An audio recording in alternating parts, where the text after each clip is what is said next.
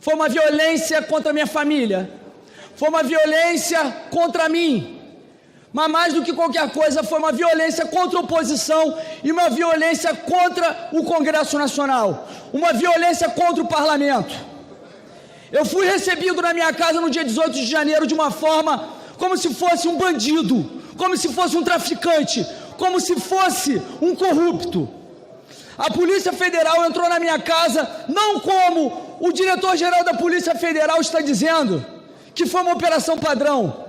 Pularam a minha casa, entraram pela janela da minha casa, bateram na porta do meu quarto, espancando aquela porta, no quarto onde dormíamos, eu, minha esposa e minha filha de 1 ano, como se eu fosse um bandido.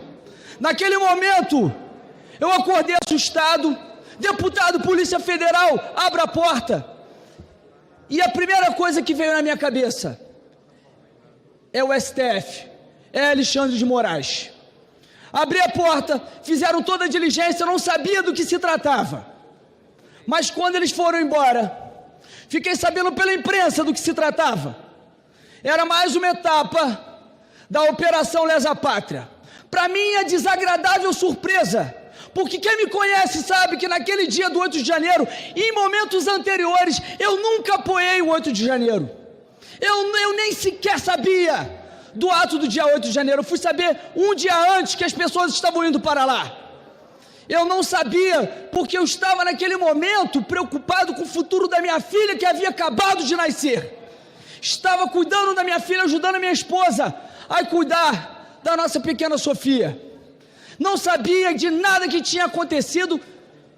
Inclusive, fiz postagens todas falando a respeito daquela situação lamentável, falando que aquilo não era aceitável, que era horrível para nós conservadores e que inclusive isso seria utilizado por Lula e o seu consórcio com o STF para justificar a tirania e todos os abusos de autoridade que vêm sendo cometidos agora, de mais recrudescidos contra todos nós.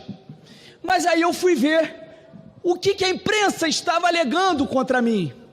Supostamente eu teria conversado com uma pessoa que participou do ato do dia 8 de janeiro. Um apoiador que me apoiou em Campos dos Goytacazes. Seu apelido é CVC. E, segundo o portal G1, como diversos outros veículos de comunicação, eles disseram que tinham conversas que demonstravam que eu era um mandante, que eu era um ordenador, que eu era um articulador do 8 de janeiro. Inclusive o G1 coloca: troca de mensagens entre deputado Carlos Jordi e golpistas motivaram buscas da PF. E aqui, alvo de busca nessa quinta-feira, Carlos Jordi trocava mensagens com um grupo de golpistas no Rio e passava orientações sobre atos antidemocráticos. Segundo investigadores, Jordi trocou mensagens sobre o bloqueio de rodovias e sobre os atos golpistas do 8 de janeiro. Eu nunca incitei, eu nunca troquei conversa com ninguém a respeito do 8 de janeiro, e mesmo que eu tivesse, qualquer um que queira se manifestar pacificamente tem esse direito garantido pela Constituição, mas nunca incitei nada, não havia nenhuma conversa. As únicas conversas que tinham foi um trecho em que CVC me chama de meu líder e uma foto em que ele supostamente teria participado, teria tirado aqui do 8 de janeiro.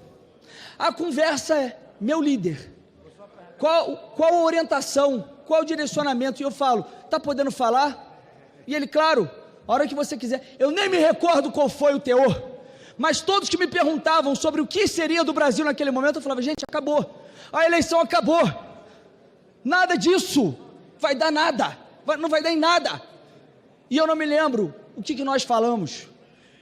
E essa foi a prova utilizada pela Polícia Federal para dizer que eu estava ordenando, fazendo determinações para bloqueios de rodovias. E a imprensa, olha que papel ridículo que parte da imprensa tem, para dizer que isso são provas de que eu realmente estaria fazendo determinações, orientações para bloqueio de rodovia. Onde estão, então, essas provas, já que só tem esse trecho, ele me chamando de meu líder? Não existe. Não existe. E a outra prova essa foto que ele supostamente teria participado do dia 8 de janeiro é uma foto adulterada e de quando ele participou da posse do Jair Bolsonaro como presidente em janeiro de 2019. Essas são as provas que levaram à busca e apreensão na casa do líder da oposição da Câmara dos Deputados. Somente em ditaduras, líderes da oposição são perseguidos. Essas são as provas frágeis, esse show de trapalhadas da Polícia Federal e do ministro Alexandre de Moraes. E o que eles buscam com isso, com essas provas frágeis que demonstram uma total armação para fazer uma busca probatória, porque querem de alguma forma encontrar qualquer coisa que possa relacionar qualquer um de nós aqui com algum crime, ou levar ao presidente Bolsonaro algum indício de participação do 8 de janeiro, manter aceso esse discurso de tentativa de golpe e de que há uma autoridade por trás, um discurso ridículo, que nem 20% da população emplaca esse discurso, justificar as condenações de pessoas sem foro de prerrogativa de função, esses inquéritos malucos, que nem vocês da esquerda eu tenho certeza que conseguem dizer que isso é realmente ilegal, que tem respaldo no nosso ordenamento jurídico, porque o sistema acusatório fala que quem pode promover diligências investigatórias é a Polícia Judiciária e o Ministério Público de forma subsidiária. Eles investigam, o Ministério Público acusa e o Judiciário, pelo princípio da inércia, só pode agir provocado para julgar. E esses inquéritos estão sendo instaurados de ofício desde aquela época em que alegaram que o regimento interno do STF havia um dispositivo em que poderiam fazer inquéritos caso houvesse ameaças contra ministros dentro do prédio do Supremo Tribunal Federal.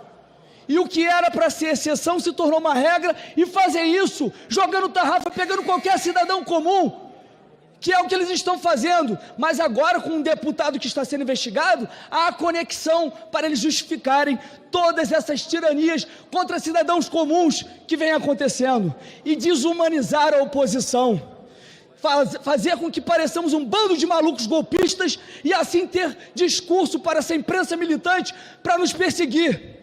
Mas se acreditam que vão fazer com que nós nos intimidemos, para concluir, fiquemos acuados, podem ter certeza que isso não me enfraqueceu, isso me fortaleceu politicamente e no meu caráter.